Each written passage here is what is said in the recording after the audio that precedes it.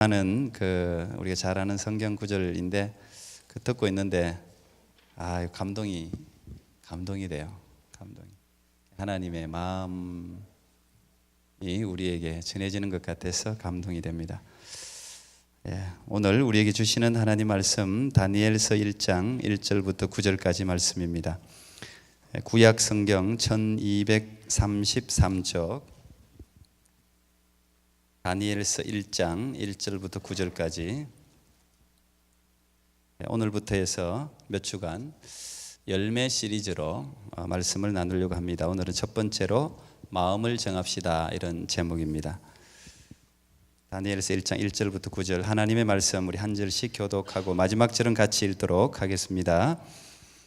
유다 왕 여호야김이 다스린 지 3년이 되는 해에 바벨론 왕 느부갓네살이 예루살렘에 이르러 성을 에워쌌더니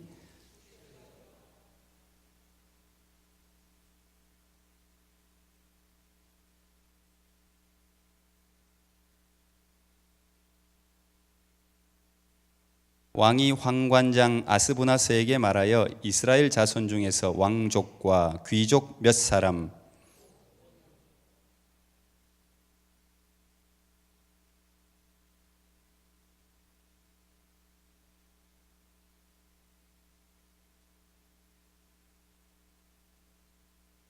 또 왕이 지정하여 그들에게 왕의 음식과 그가 마시는 포도주에서 날마다 쓸 것을 주어 3년을 기르게 하였으니 그 후에 그들은 왕 앞에 서게 될 것이더라.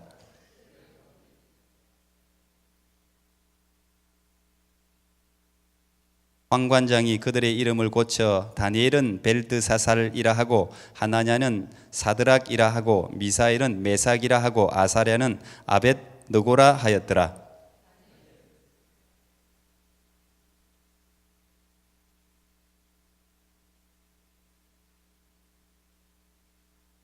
같이요. 하나님이 다니엘로 하여금 황관장에게 은혜와 긍휼을 얻게 하신지라. 아멘. 마음을 정합시다. 올해 우리 교회 표 같이 한번 크게 읽어보겠습니다. 시작. 열매 맺는 기쁨의 한 해. 여러분의 삶에 열매가 주렁주렁 풍성하기를 축복합니다. 이런 열매를 맺기 위해서는 계획을 잘 세우는 것이 매우 중요합니다. 시작하는 것도 어려운 일이지만 시작하는 것보다 더 중요한 것은 좋은 계획을 세우는 것입니다. 계획을 세운다는 말은 어떤 곳에 어떤 삶에 내 삶의 중심을 둘 것인가 마음을 정하는 일이에요. 세상 사람들도 뜻이 있는 곳에 길이 있다, 이제 이런 말을 하죠. 그 말은 아마도 마음만 먹으면, 마음을 먹는 게 중요한데 이 마음을 먹으면 얼마든지 방법은 만들어낼 수 있다, 이런 말과도 통하는 이야기입니다. 성경에도 이 하나님의 뜻이라는 말이 굉장히 자주 많이 등장합니다.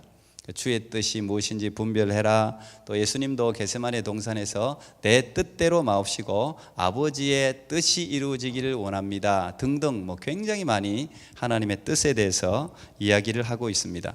이 뜻이 무엇일까? 쉽게 똑같은 단어를 찾으라면 그게 마음일 겁니다. 마음. 성도들은 하나님의 마음을 살피는 사람들이에요. 하나님의 마음이 어디에 있는지, 마음이 굉장히 중요합니다.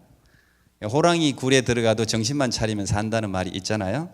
그리고 사람들도 세상 만사 마음 먹기 나름이다, 이제 이런 이야기도 많이 합니다. 그만큼 마음이 중요해요. 성경 잠언 4장 23절에 보니까 무릇 지킬 만한 것보다 더욱 내 마음을 지키라. 생명의 근원이 이에서 남이니라 그랬습니다. 생명과 직결되어 있는 게 마음이에요. 우리의 삶과 직결되어 있는 게 마음이에요. 마음을 정한다는 게 그만큼 중요해요. 마음을 정하는 게 얼마나 중요한가를 단적으로 우리에게 보여주는 성경의 인물이 다니엘입니다. 다니엘이 오늘 뜻을 정하여 마음을 정하여 이제 이 1장 8절에 그런 내용이 나와 있는데, 다니엘이 지금 이 순간에 마음을 정한 이 마음 때문에 그는 평생을 동일한 마음으로 살아갑니다. 다니엘은 여러분이 아시다시피 10대에 포로로 어쨌든 끌려가서, 지금 느부갓네살 왕이죠. 느부갓네살 왕부터 시작해서 벨사살, 또 다리오, 그 다음 고레스까지 나라도 바뀌고 왕도 바뀌는,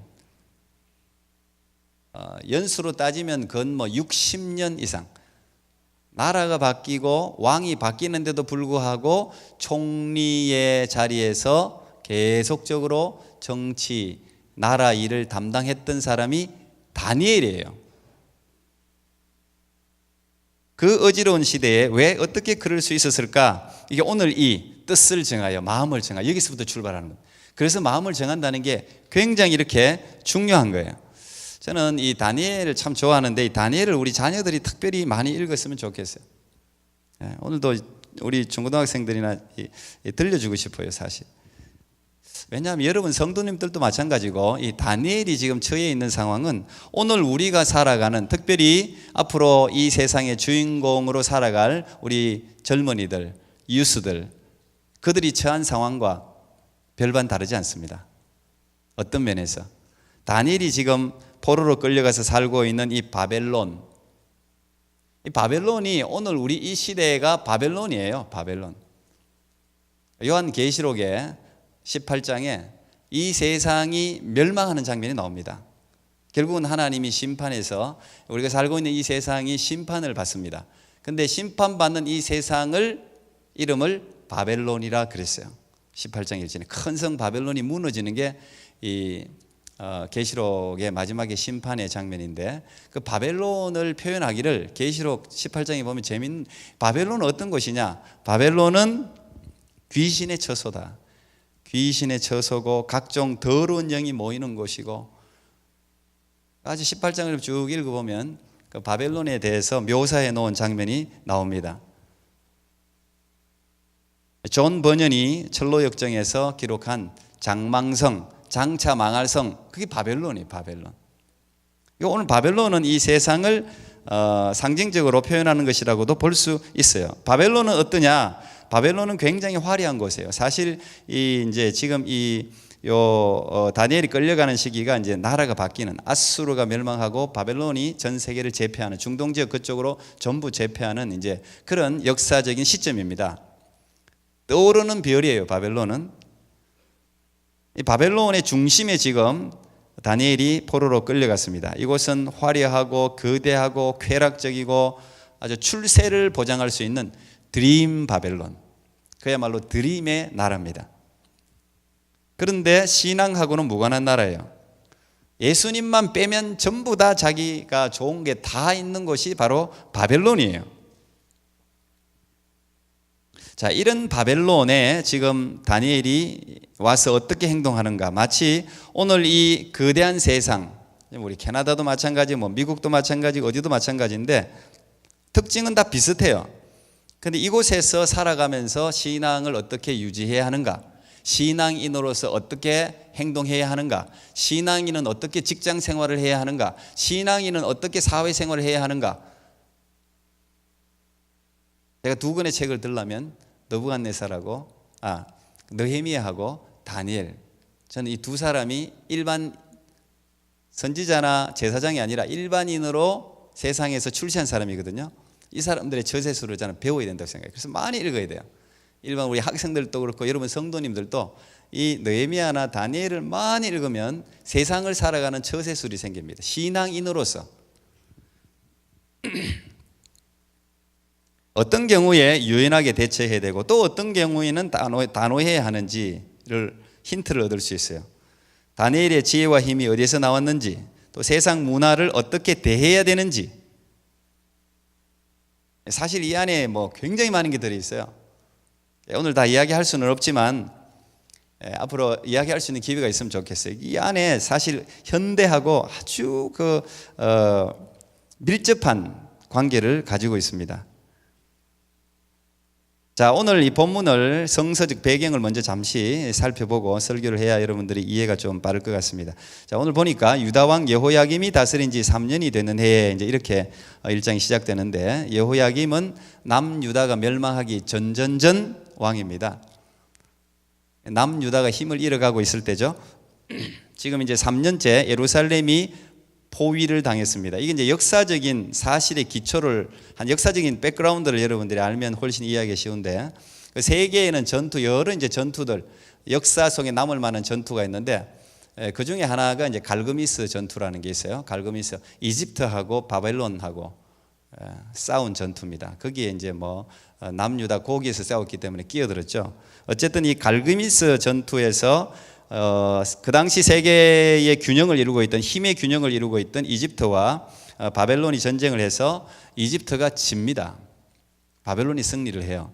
그때부터 이제 이집트는 막 쇠퇴하기 시작하는데, 근데 이때 남유다는 누구를 의지했냐면 신흥제국 바벨론을 의지하지 않고 이집트를 의지했습니다. 이집트에 붙어야 된다는 거. 우리도 눈치를 보잖아요. 이게 무슨 미국에 붙어야 되나, 뭐 러시아에 붙어야 되나. 가령 예를 들면 지금 열강 사이에 항상 이스라엘은 끼어 있거든요. 지금은 이제 유대인들이 원체 힘이 세져서 그런데 항상 그 지리적인 위치는 끼어 있습니다. 항상 아시아와 유럽 사이에 끼어 있고, 대륙과 해양 지역에 끼어 있고, 하여튼 딱 끼어 있는, 우리나라 한반도하고 비슷해요. 여기서 누구에게 붙느냐, 이건 그들에게는 굉장히 중요한 판단이에요. 근데 이 바벨론, 막 떠오르는 바벨론보다는 이집트가 더 아무래도 힘이 있을 것이라고 해서 이 여호야김이라고도 하는데, 이 여호야김이 이집트를 택한단 말이에요. 근데 이때 이제 이집트를 택해서는 안 된다, 바벨론에게 순복해라 라고 외친 사람이 그 예레미야예요. 예레미야. 그러니까 매국노 소리를 들을 수밖에 없죠.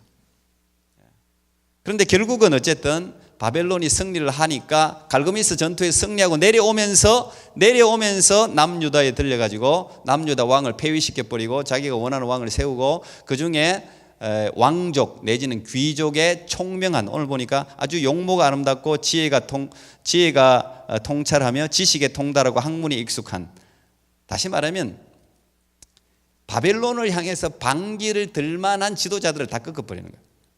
똑똑한 애들 다 데리고 가는 거예요. 전부 데리고 가서 바벨론화를 시켜버리는 거죠. 굉장히 뛰어난 전략이죠. 그때 이제 끌려간 사람이 다니엘과 세 친구들이에요. 그게 BC 606년입니다. 아직 예루살렘이 완전히 망하지 않았을 때죠. 586년에 망하니까. 그게 1차 우리가 바벨론 포로 유수 그렇게 불러요. 1차로 끌려간 사람이 다니엘과 세 친구. 이때 그들이 내려오면서 자기 편을 안 들은 여호야김 폐위시킬 뿐 아니라 거기에 뭐 성전의 기구들도 오늘 보니까 전부 가지고 바벨론 옮겨버리죠.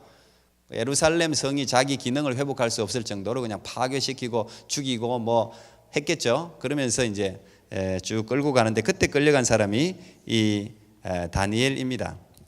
그래서 그들은 끌고 온 아주 총명한 이 왕족과 귀족의 자녀들에게 바벨론식의 교육을 시키는 거죠. 교육을 시켜서 바벨론의 어떤 요직에 이들을 임명해서 다시는 반기를 들지 않도록 하는 아주 그 음흉하고 뛰어난 전략을 지금 가지고 이들을 왕궁에 데리고 왕궁에서 좋은 음식을 제공하고 있는 거예요. 키우려고. 근데 오늘 다니엘이 이 왕궁에서 제공하는 음식을 먹지 않겠다라고 마음먹은 이야기예요. 뜻을 정하여라는 이야기는 내가 이 왕의 음식과 그가 마시는 포도주를 내가 먹지 않겠다는 결심을 한단 말이에요. 지금 다니엘하고 세 친구는 10대입니다. 정확한 나이는 알 수 없지만 20대는 아닙니다. 10대입니다. 10대 유스 청소년들이 지금 익투스 학생들이에요. 한참 많이 먹는 때고 호기심이 많을 때고 질풍노도의 시기인데, 그러니까 이 다니엘이 이 진수성찬을 거부했어요. 그리고 자기는 채소만 먹겠다는 거예요. 요즘 우리 애들 그 채소만 주면 싫어하죠. 한 일주일 채소 먹으면 싫어하죠. 근데 채소만 먹겠다는 거예요. 근데 이게 왜 자기를 더럽히는 행위인가, 이제 이걸 우리가 좀 알아야 됩니다. 이걸 왜 이게 엄청난 결심인가, 이게 왜 뜻을 정하는 것인가. 신앙생활 오래 하신 분들은 아시겠지만 이해를 위해서 제가 다른 이야기를 하나 덧붙이겠습니다. 영국에서 북대서양으로 건너서 미국 뉴욕으로 항해를 시작했던 여객선이 있었죠. 그게 1912년 4월입니다. 사람 태운 사람만 2,200명이 넘습니다. 그때 그 배에 탄 사람 중에는 그 당시 세계 최고의, 오늘날 빌 게이츠 같은 세계 최고의 부자 1, 2 서열을 가진 사람들이 타고 있었습니다. 그런데 이 배가, 이 여객선이 빙산에 부딪혀서 침몰을 하죠. 그걸 영화로 재현한 게 지금 여러분 보고 계신 저 타이타닉. 저도 아내와 함께 영화관에서 유일하게 본 영화입니다. 타이타닉. 지금도 이제 기억이 나는데. 그때 사망 한 2,200명 넘게 탔는데 한 700명 정도만 생존하고 그 배를 구명보트 같은 걸 타고 나가고 나머지 1,514명이 그 찬 물에 빠져서 죽었습니다. 이제 저게 이제 박물관 같은 게 헬리팍스, 요번에 이제 가서 한번 보고 올라 그랬는데 안 보여줘 가지고 못 봤는데 있죠, 그죠? 근데 이 타이타닉호에 유대인들이 굉장히 많이 타고 있었습니다. 그리고 죽은 사망자 중에 유대인들이 굉장히 많았습니다. 왜 그런지 아세요? 이 타이타닉 배삭시 엄청나겠죠. 한 14일 걸리는데 영국에서 뉴욕까지 첫 항해예요. 그 당시 세계 최고의 기술로 제작된 배예요. 절대 저건 부서지지 않는다고 이야기해서 방수도 전부 다 돼 있어요. 그러니까 저거 타는 배삭시 엄청나죠. 부자들만 사실 탈 수 있는 거죠. 그래서 부자들, 오늘날도 마찬가지지만 세계 경제를 잡고 있는 사람들이 유대인들이었어요. 그 유대인들을 좀 이 배에 태울 수 있는 방법이 뭘까? 마케팅 전략으로 이들이 내세운 게, 이 항해를 시작해서부터 마지막 날까지 세끼 풀로 여러분 유대인들만을 위한 유대인 주방장을 고용했습니다 라는 게 마케팅이었습니다. 유대인 주방장이 유대인들만을 위한 식사를 제공합니다. 그래서 유대인들이 많이 탔어요. 유대인들에게는 여러분 먹는 게 굉장히 중요하죠. 아시다시피 우리는 뭐 여기 캐나다 사니까 너무 잘 알죠. 아무거나 먹지 않습니다. 아무 식당이나 들어가지 않죠. 여러분들 잘 알다시피 이 식당에도 코셔라는 이 상표가 붙은 데만 들어가고 먹는 음식도 이 코셔를 통과한 음식만 먹습니다. 맥도날드도 코셔라고 적혀 있잖아요. 그 유대인들이 들어가서 그 안에 들어가는 그 고기들은 다 이제 이런 과정을 거친. 그래서 저 코셔는 원래 유대인들만 먹었는데 뭐 이슬람들은 할랄이라는 또 식품이 있죠.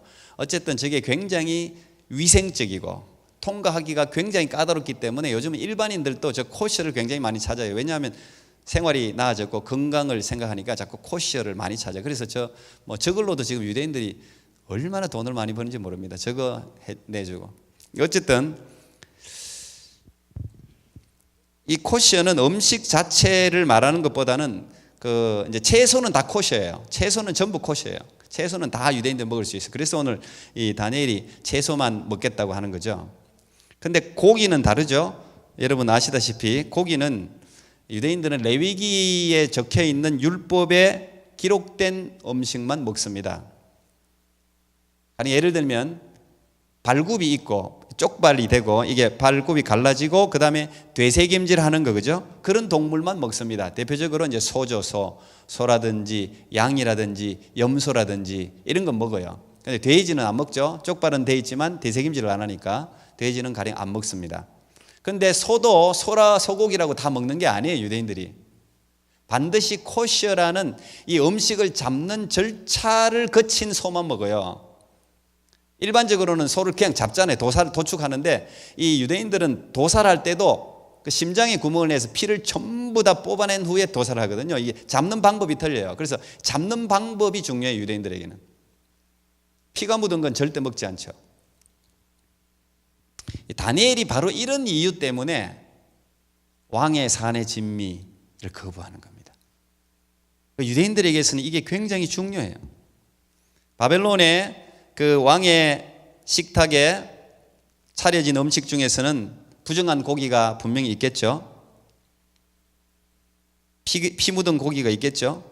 그리고 어떻게 보면 또 수많은 바벨론의 우상들에게 제사 음식들 그것도 안 먹잖아요. 제사 음식이 있을 수도 있으니까 어쨌든 처음부터 내가 하나님의 율법에 어긋나는 걸 차단하겠다는 것이죠. 차단하겠다. 자, 이게 지금 다니엘 이야기가 오늘날로부터 한 2600년 전 이야기입니다. 2600년 전. 근데 이 2600년, 아니 그 전부터 그들의 레위기 율법이 선포된 이후부터 지켜오던 율법을 그대로 지키고 있는 사람들이 유대인들이에요. 놀라운 거예요. 음식 하나가 그래요. 음식 하나가. 이 음식 하나로 유대인들은 뭉쳐요. 음식 하나로. 음식 하나로 신앙을 전수해요.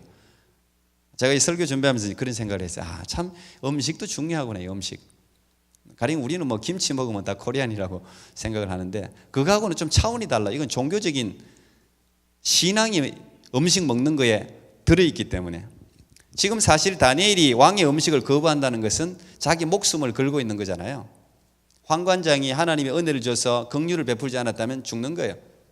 반역의 마음이 있다고 생각할 수 있기 때문에. 음식 하나가 이렇게 중요한 거예요, 여러분.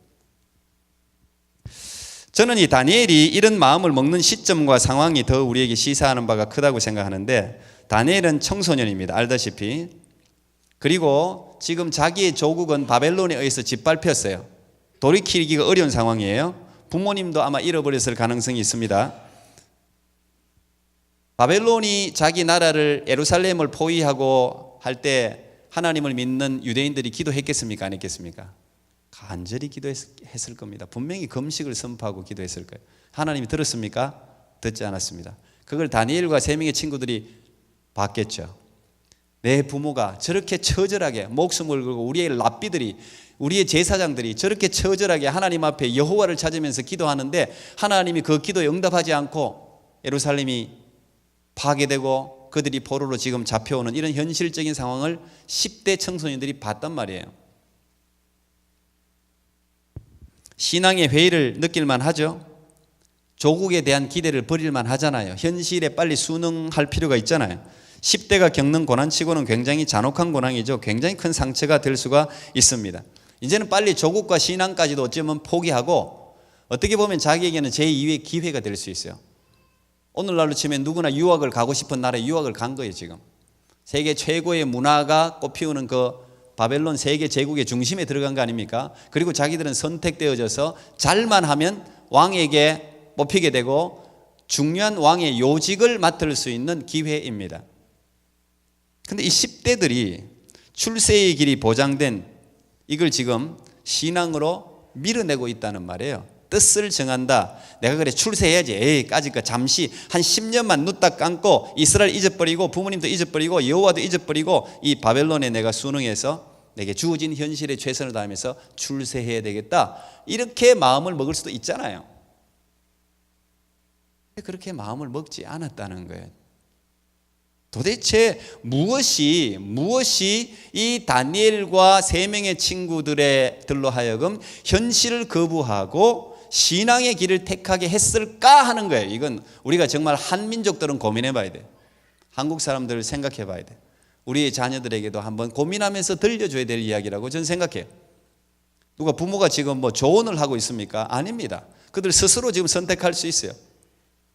근데 이들은 스스로가 결단을 하고 자기의 조상들이 힘없어서 무너진 조상들이 지키던 그 신앙을 지키기로 지금 결심을 하고 있단 말이에요. 이 다니엘서에 자세한 게 나와 있지 않지만 이건 분명히 두 가지의 승리입니다. 두 가지의 승리. 일단은 조상들의 신앙의 승리입니다. 신앙 교육의 승리예요. 두 번째는 예국하는 마음, 국가를 사랑하는 마음, 그 교육의 승리예요. 저는 그렇게 생각합니다. 이 10대들 판단할 수 있는 근거는 그거밖에 없어요. 그 10대가 그래서 어른들보다 무서운 거예요. 10대 교육이 그래서 중요한 거예요. 그래서 제가 10대 때는 무조건 성령 충만하고 하나님을 만나야 된다고 생각하는 거예요. 10대 때 결심이 굉장히 중요해요. 사실 평생 갈 수 있어요. 10대 때 결심을 제대로 하면 이게 평생 그 결심을 다니엘같이 지킬 수가 있어요. 10대는 무서워요. 어떻게 보면 10대가 마음을 딱 먹으면 무서워요. 어른들이 하지 못한 걸 할 수 있어요. 그래서 오늘 우리가 사실 아이들을 향해서 하는 말들, 교육을 생각해 볼 필요가 있어요. 생각해 볼 필요가 있어요. 여러분들의 자녀가 만약 다니엘처럼 포로가 되어서 지금 이 열악한 환경 가운데 던져졌을 때 저들이 어떤 결정을 할 것인가요? 우리가 가르친 대로 하겠죠. 우리가 입력시킨 대로 하겠죠. 국가 교육, 국가에서 시킨 교육대로 하겠죠. 그래서 국가 교육이 중요하고 가정 교육이 중요하고 교회 교육이 중요한 것 같아요. 아무리 바벨론의 권력이라고 해도 이들의 마음까지 컨트롤할 수는 없습니다.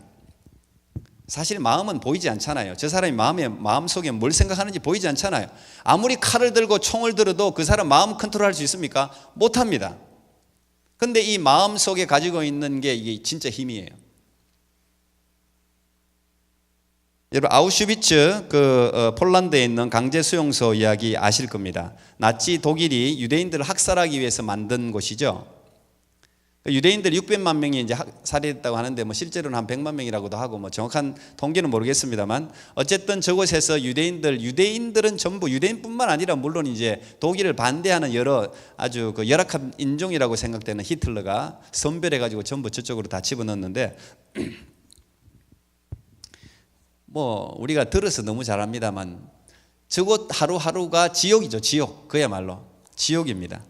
근데 그 아우슈비츠 수용소에서 3년 동안 죽지 않고 살아남아서 결국은 나와서 저곳의 상황을 이야기할 뿐 아니라 저곳에서 배운 의학으로 수많은 사람들에게 새로운 생명을 부여한 여러분 너무 잘 아는 빅터 프랭클이라는 스위스 정신의학자.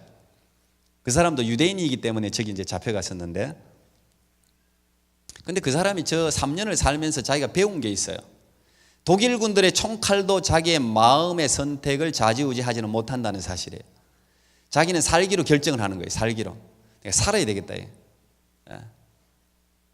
그 독일 대장이 오른쪽 하면 다 가스실로 독가스실로 들어가 죽는 거 왼쪽 이 사람이 완전히 하나님이 이 사람이 그냥 이래. 근데 거기서 자기는 그래서 자극과 반응 사이에는 선택이 있다 이런 유명한 말을 했어요. 내가 선택할 수 있다는 그 순간에. 그래서 자기는 강대상에서 아이들을 가르치는 꿈을 항상 꿨대요. 그리고 자기 부인을 다시 만나서 그 따뜻한 손을 잡는 꿈을 항상 꿨대요. 항상. 그래서 이 사람이 여기서 나와서 창시한 게 있습니다. 로고테라피 해가지고 이 의미 치료법이랄까 모든 정신질환자들이라든지 이런 죽어가는 사람들 저기서도 독가스실에 가서 죽는 사람보다 소망을 잃어버리고 살아갈 의미를 포기해서 죽는 사람이 훨씬 많았대요. 그런 사람들은 먹지도 않고 점점 쇠약해지고 다 죽는 거예요. 그런 사람들은 전부 다 죽여버리고 일할 가치가 없는 사람들. 자기는 살아야 되겠다. 생의 의미를 발견해요. 그래서 정신질환자들에게 이 생의 의미를 부여해 줌으로써 그 사람들의 생을 새롭게 일으키는 이 이제 어떤 그 의학을 이제 창시했는데 이 마음 먹는 게 이렇게 중요해요. 이 열악한 환경 가운데서도 살겠다는 마음은 내가 먹을 수 있잖아요. 독일군들이 총으로 위협할 수 있습니까? 내 마음을 좌지우지할 수 없잖아요. 그걸 자기가 발견한 거예요. 이걸. 아 그렇구나. 내 마음은 내가 결정할 수 있구나. 내가 결정한다는 거예요. 원래 새해가 시작됐는데 마음을 지금 이 새해 1월에 어떻게 먹느냐가 한 해를 결정해 버립니다. 여러분 살아봤잖아요. 한 해 금방 가죠. 마음 먹지 않으면 틀림없이 밀려다닙니다. 여러분 일상적인 삶이 여러분들이 시간을 얼마나 많이 달라고 합니까? 여기 이게 더 바빠 이게 더 계속 쫓겨다닙니다. 자녀들에게 밀려다니고 비즈니스에 밀려다니고 그냥 긴박한 일에 밀려다니고 계속 여러분들은 밀려다닐 거예요. 그러다가 1년이 가죠? 1년만 갑니까? 그 1년이 2년이 되고 2년이 10년이 되고 그렇잖아요. 10년이 20년이 되고 50년이 그냥 가잖아요. 결정해야 돼요. 지금까지 그렇게 살아왔더라도 결정해야 돼요. 회사 생활도 마찬가지, 신앙 생활도 마찬가지, 가정 생활도 다 마찬가지예요. 에이 뭐 또 새로운 날이 또 오고 뭐 내년 또 맞이하겠지 이러면 그냥 평생 그리 살다가 죽는 거예요. 새로운 이 하루하루는 다 진짜 하나님이 우리에게 주신 돈으로 절대 살 수 없는 매우 중요한 시간들이에요. 이걸 내가 이제 마음으로 결정을 해요. 새해 뜻을 정하는 것으로 시작해야 됩니다. 아직 1월이잖아요. 마음을 먹어야 돼요. 일단 마음을 정해야 그 다음에 내가 어떻게 해야 될지가 결정이 됩니다. 마음을 내가 정하면 하나님이 역사를 하세요. 마음을 정하는 데서 그치지 말고 오늘 마음 정하는 거 하시고 그 다음에 행동을 옮겨야 돼요. 마음을 정했으면 다니엘이 뜻을 정하고는 바로 환관장에게 이야기를 하잖아요. 나 이렇게 하게 해달라. 그런데 내가 마음을 선한 마음 하나님 기뻐하는 마음을 먹고 그걸 행동에 옮기면 그때 하나님의 역사가 나타나요. 하나님의 도우심이 나타나요. 참 놀라워요. 하나님이 그때 길을 열어주세요. 환관장의 마음을 감동시켜 버리잖아요. 있을 수 없는 일이거든요. 이게 뭐 예가 될지는 모르겠는데 그 남서울 은혜교회 지금 은퇴하시고 원로신가요? 그 홍정길 목사님이 설교 중에 하신 이야기입니다. 자기가 그 목회를 하고 있을 때 중학생으로 보이는 아이가 이제 교회를 왔는데 보통 이제 교회에 아주 열심히 하는 애들 눈에 띄게 돼 있습니다. 너무 열심히 이 아이가 중학교, 고등학교 이게 너무너무 열심히 은혜를 받고 신앙생활을 너무 열심히 하는 거예요. 근데 이 아이가 이제 고3이 됐습니다. 고3이 되었는데 고3 되면 보통 한국은 졸업하잖아요. 교회를. 뭐 고3 전에 졸업하는 애들도 많지만 고3 되면 보통 이제 교회를 나가면 차라리 욕 먹습니다. 사람들한테. 근데 이 아이가 고3이 되었는데도 주일날 아침에 이른 아침부터 와서 밤 늦게까지 예배드리고 섬기고 봉사하고 다 하고 집에를 가는 거예요. 그래서 야, 고3인데 저 걱정이 된다. 이렇게 걔를 지켜보고 있는데 아니나 다를까 그 아이 아버지로부터 자기한테 전화가 오는데 그것도 꼭 새벽 2시 그것도 술이 취해가지고 술 취해가지고 야, 홍 목사. 그런데 야, 홍 목사, 우리 아들 대학 못 들어가면 당신이 책임질 거야. 이 전화가 계속 왔대. 그냥 술 취하니까 막 이제 열을 받. 근데 이제 나중에 아들이 아마 아버지 전화하는 걸 들었나 봐요. 그래서 그 아들이 아버지하고 타협을 했다고 합니다. 아버지, 내가 성적이 올라가면 제가 교회 나가는 것에 대해서 아무 말씀하지 말아 주세요. 아버지 일단 성적 올라가는 거 뭐 그 타협이 가능하잖아요. 오케이. 다니엘이 마치 10일 동안만 나를 시험해 보라는 거하고 똑같아요. 내가 몇 달 동안 내 성적이 올라가면 아버지 내가 교회에 나가는 것 가지고 목사님한테 전화도 하지 말고 말하지 말라. 기다렸어요. 너희 중에 누구든지 지혜가 부족하거든 후히 주시고 꾸짖지 아니하시는 하나님께 구하라. 그리하면 주시리라. 하나님 말씀이잖아요. 그래서 이 아이가 그때는 모의고사가 있었는데 월요일 치고 화요일 치고 수요일 치고 매일매일 치는 시험. 월요일 시험은 항상 성적이 좀 떨어지고 그 다음도 화요일 수요일 계속 올라가는데 전교 1등까지 했답니다. 얘가. 그래서 결국 한국에 뭐 모든 사람들이 들어가고 싶어하는 그 S대에 진학을 했습니다. 그리고 미국 코넬에서 박사학위를 받고 한국으로 돌아와서 교수가 되었습니다. 더 놀라운 것은 이 아들을 반대하던 그 아버지도 아들에게서 감동을 받고 아들의 신앙을 인정하는 거예요. 그리고 그 아버지도 교회에 나와서 예수님을 믿게 되었다는 것이죠. 나중에 홍 목사님이 그 아이에게 물어봤대요. 야, 주일날 사실 공부 안 하고 이렇게 열심히 봉사하고 공부를 전교 1등 하기는 쉽지 않거든요. 사실 어떻게 했냐 물었더니 자기가 결심을 했다는 거예요. 결심. 중학교 때 은혜를 받고 뜻을 정해서 내가 주일은 주님의 날인 줄 알고 공부를 하지 않겠다는 결심을 했다는 거예요. 그게 맞냐 아니냐를 떠나서 어쨌든 하나님을 향해서 순전하게 결심했다는 게 중요해요. 그리고 그 결심을 실행한 거예요. 얘는 주일날 공부를 안 하겠다. 근데 집에 가면 또 막 하도 공부하라고 그러니까 그냥 교회에서 아예 사는 거예요.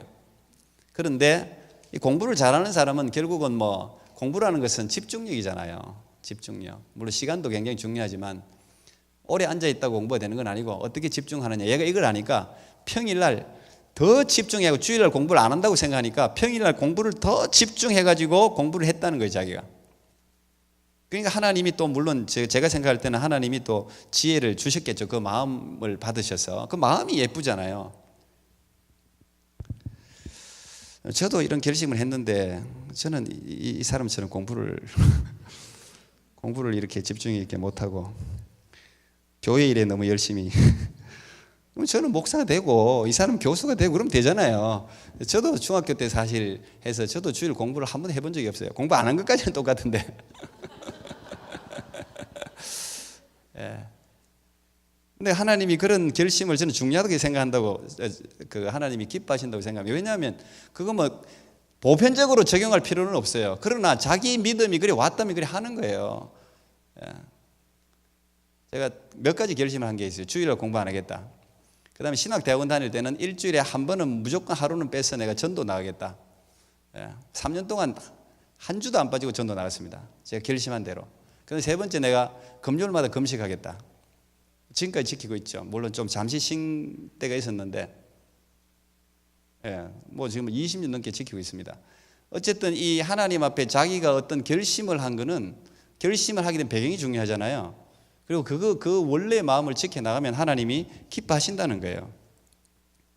때로는 우리에게도 이런 마음이 필요해요. 아무리 바빠도 하루에 1시간 기도하겠다, 말씀 읽겠다, 아니면 내가 화를 내고 어떤 이 성격을 컨트롤하지 못해서 문제가 생긴다면 올 한 해는 내가 이거 한번 성격을 한번 죽여보겠다. 이것도 결심이에요. 그리고 어떤 봉사를 한번 해보겠다, 아니면 한 날은 무조건 전도하겠다. 아니면 주일은 내가 올 한 해는 무조건 무슨 일이 있어도 성수하겠다. 가령 뭐 이런 결심이에요. 결심이라고 생각해요. 그러면 하나님이 역사하십니다. 이 결심이 율법이 돼가지고 나 지키기로 했는데 내가 또 이렇게 했는데 어떻게 하나, 이렇게 할 필요는 없어요. 이 결심이 율법이 되어서 내 자유를 억압하거나 아니면 다른 사람을 판단하는 잣대로 사용된다면 그거 깨버리는 게 좋아요.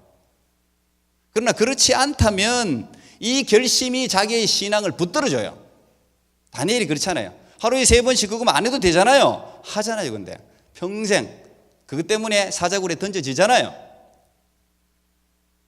결심을 하면 하나님이 지켜주세요. 신앙이라는 것은 단순하게 예수님을 믿는 행위가 아니에요. 믿는 것도 신앙이지만 진짜 신앙은 뭐냐? 자기가 믿는 대로 행동하는 게 신앙이에요.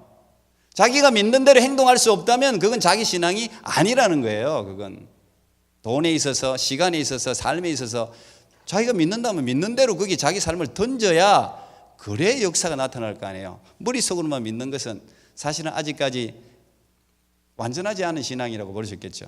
저는 올해 여러분들이 작년의 표대로 두려워 말고 뛰어드십시오. 마음으로 결심을 했으면 일단은 마음을 정하세요. 정하고 난 후에 정했으면 행동으로, 액션으로 옮겨야 돼요. 그게 하나님이 기뻐하시는 것이라면 하나님이 길을 열어줘야 안 되는 게 어디 있어요.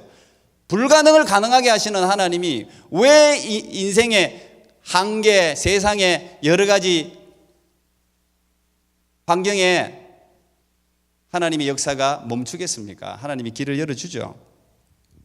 여러분 올 한 해 여러분들 마음을 잘 먹어서 마음을 잘 정해서 풍성한 열매 맺는 귀한 한 해가 되기를 축복합니다.